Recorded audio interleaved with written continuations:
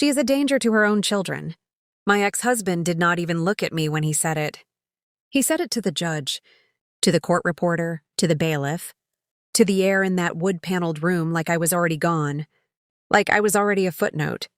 Marcus sat at the plaintiff's table in a charcoal suit I had never seen before, next to an attorney who charged $450 an hour, and he read from a prepared statement about my instability, my negligence, my unfitness as a mother, with the same flat affect he used to read stock reports at the dinner table.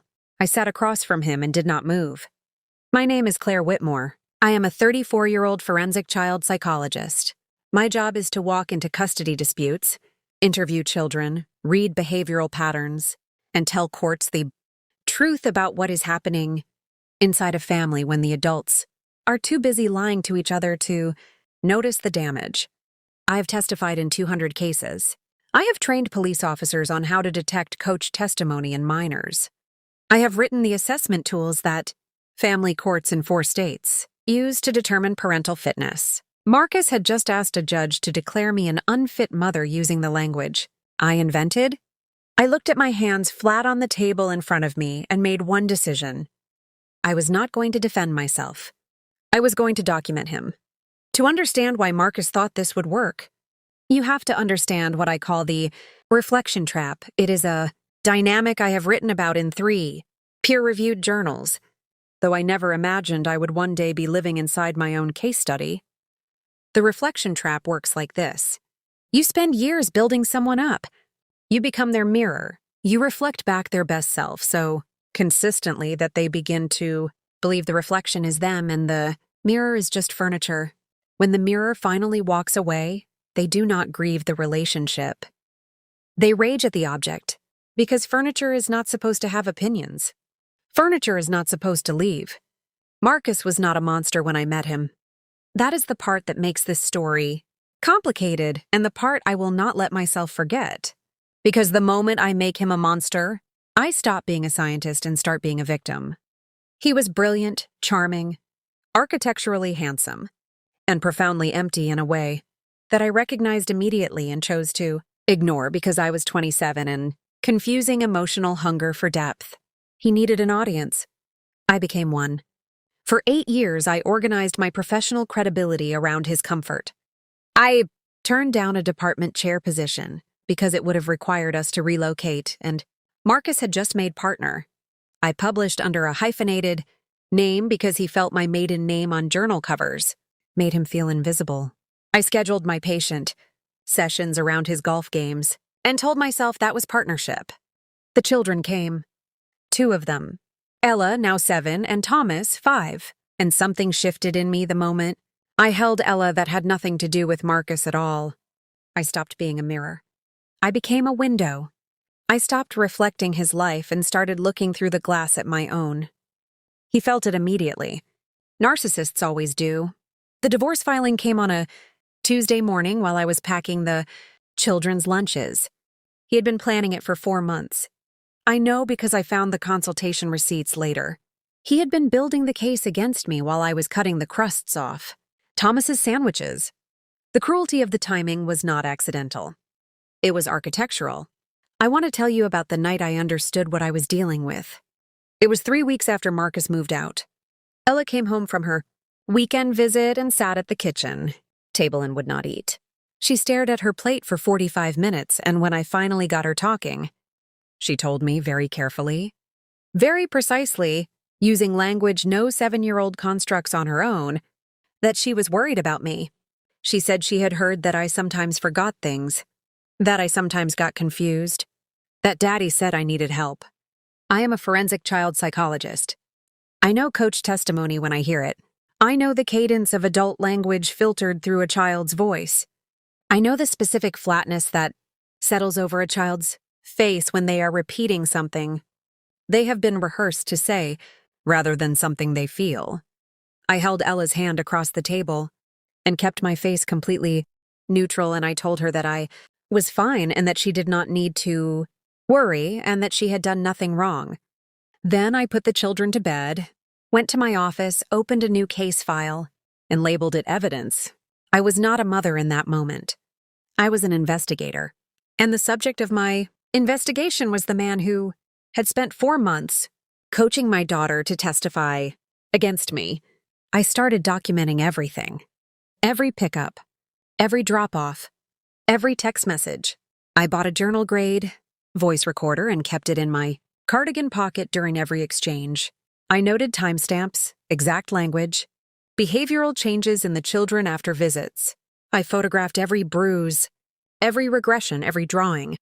Ella brought home from Daddy's house that looked more like a crime scene than a child's artwork. And then I called Daniel Mercer. Daniel is a private investigator and a former crimes against children detective with 22 years on the force. He does not advertise. His clients find him the way I found him, through a whisper network of family court attorneys who know that some cases require someone who has seen the inside of a predator's playbook and memorized every page. I gave him the case file. He looked at me across his cluttered desk and said, "How long has he been doing this?" I said, "Long enough that he got comfortable." Daniel nodded and said he would start Monday. Marcus made his move 6 weeks later. He filed an emergency motion for full custody based on a psychological evaluation he had commissioned privately. The evaluator, a man named Dr. Gerald Holt, who I happened to know, had lost his license in 2 states before reinventing himself in a third, concluded that I displayed narcissistic traits, boundary violations, and a pattern of emotional manipulation that posed a risk to the children's development. He had paid someone to write my diagnostic profile onto me. It was the most sophisticated thing Marcus had ever done and also the most transparent, because I recognized every word. He had not invented those terms. He had harvested them from the papers I published. He had weaponized my own research and aimed it at my children. I sat in my attorney's office, reading the evaluation, and felt something click into place in my chest like the last tumbler in a lock. Not anger, clarity. I called Daniel from the parking garage. He picked up on the first ring and said, "I found something." Here is what Daniel found. Marcus had been using a second phone, a prepaid device he purchased with cash from an electronics store 14 months before he filed for divorce. Daniel had obtained the store's security footage through a contact at the county sheriff's office. The timestamp showed Marcus purchasing the device 6 weeks after Ella was born, 6 weeks after I stopped being his mirror. The phone itself was gone, but the deleted messages were not. Marcus had synced the prepaid device to a cloud backup service, using an email address he had created under a variation of his middle name. He had deleted the messages. He had factory reset the phone, but he had forgotten, or never known, that the cloud backup retained everything for 18 months before permanent deletion. Daniel had served a preservation order through my attorney 3 days before the auto-delete would have wiped the archive. We had 14 months of deleted messages. The messages were between Marcus and Dr. Gerald Holt. They began with Marcus describing, in precise clinical detail, the evaluation outcome he wanted. They continued with Holt asking clarifying questions about my professional history, my publications, my patient load. They ended with Holt sending a draft of the evaluation for Marcus to review and Marcus responding with 3 suggested edits, all of which appeared verbatim in the final report submitted to the court. It was not a psychological evaluation. It was a commissioned document. It was fraud. It was perjury. And it was sitting in a cloud server that Marcus had forgotten existed. I saved the archive to 4 separate encrypted drives. Now I needed to close the room. The hearing was a Tuesday. Gray morning, the kind of cold that feels like a warning. I wore a charcoal blazer, my reading glasses, and no jewelry. I wanted to look like exactly what I was: a scientist, a professional, a woman who had documentation. Marcus arrived with his $450 an hour attorney and the confident posture of a man who believed he had already won. He did not look at me in the hallway. He talked to his lawyer in a low, authoritative voice and adjusted his cuffs and surveyed the room like it was a property he was about to acquire. Our attorneys sat. The judge entered. The court reporter began. Marcus's attorney opened with a summary of the evaluation. Dr. Holt's conclusions were read into the record. The language was devastating, clinical, and completely fabricated. My attorney sat next to me and did not object. We had agreed to let them finish. Let the perjury land on the record in full before we responded. When Marcus's attorney sat down, my attorney stood up. She said, "Your Honor, we would like to introduce Exhibits A through D." The projector screen at the front of the room lit up. Exhibit A was the security footage. From the electronics store timestamp, Marcus's face. The prepaid device in his hand. His attorney's confident expression shifted into something that looked like arithmetic, like he was trying to calculate how bad this was going to get. Exhibit B was the cloud backup confirmation, the account, the email address, the 14-month archive. Marcus's jaw tightened. His hand moved slightly under the table. A small involuntary retreat. Exhibit C was the message thread, projected on the screen in full. Marcus's instructions. Holt's questions. The draft evaluation with Marcus's edits tracked in red. The room went very quiet. The kind of quiet that has weight. Exhibit D was a letter from the State Psychology Licensing Board, confirming that Dr. Gerald Holt had been operating without a valid license in this state for 11 months. The evaluation Marcus had paid for was written by an unlicensed practitioner under commission from the opposing party. It was inadmissible. It was fraudulent. And every person in that room who had read it into the official record was now standing on the wrong side of a perjury statute. Marcus's attorney asked for a recess. The judge denied it. She looked at Marcus over her reading glasses for a long moment. The kind of look that does not require words but uses them anyway. She said, "Mr. Whitmore, I am going to give you an opportunity to reconsider the testimony you provided at the start of this hearing." Marcus looked at his attorney. His attorney looked at the screen. The screen looked back. Marcus said nothing for 11 seconds. I counted. Then he picked up the pen. I walked out of the courthouse at 2:17 in the afternoon. The cold air hit my face and I stopped on the top step and just breathed it. Not dramatically, not with tears. I just stood there and let the air be cold and clean and completely outside of that room.